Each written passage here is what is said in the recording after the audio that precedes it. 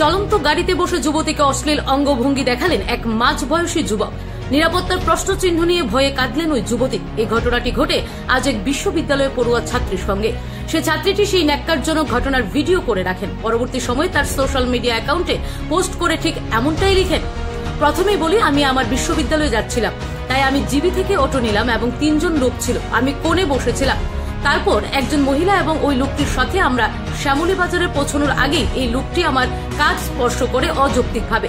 তাই আমি সরাসরি তার মুখোমুখি হই, বলি এবং তাকে তার হাত সরিয়ে নিতে বলি। কিন্তু সে এতটাই উত্তেজিত হয়ে পড়ে যে সে অনেক কথা বলতে শুরু করে।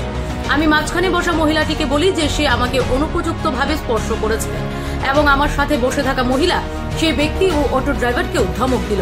আমি ভেবেছিলাম সব ঠিক আছে, কিন্তু যখন আমরা বটতলা পৌঁছালাম তখন মহিলাটি তার জায়গা পৌঁছানোর সাথে সাথে নেমে গেল এবং তারপর এই লোকটি সমস্ত কাজ করছিল।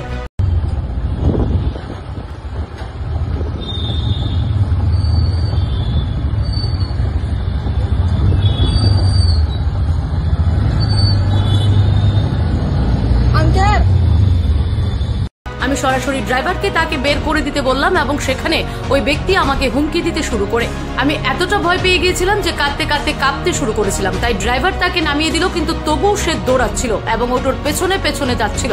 আমি খুব ভয় পেয়ে গিয়েছিলাম। তাই আমি ড্রাইভারের কাছে কিছুক্ষণ আমার সাথে থাকার জন্য সাহায্য চাইলাম। তারপর সে অন্য সব কাকাদের সেখানে জড়ো করলো। লোকটি আমার চারপাশে এত লোক ছিল যে সে আমার পেছনে হেলে পড়লো। এতে আমি মানসিকভাবে ভেঙে পড়লাম এবং আমার মনে একটা প্রশ্ন জাগলো যে দিনের বেলায় আমি আবার কিভাবে নিরাপদ বোধ করব। Bureau report, Tripura TV.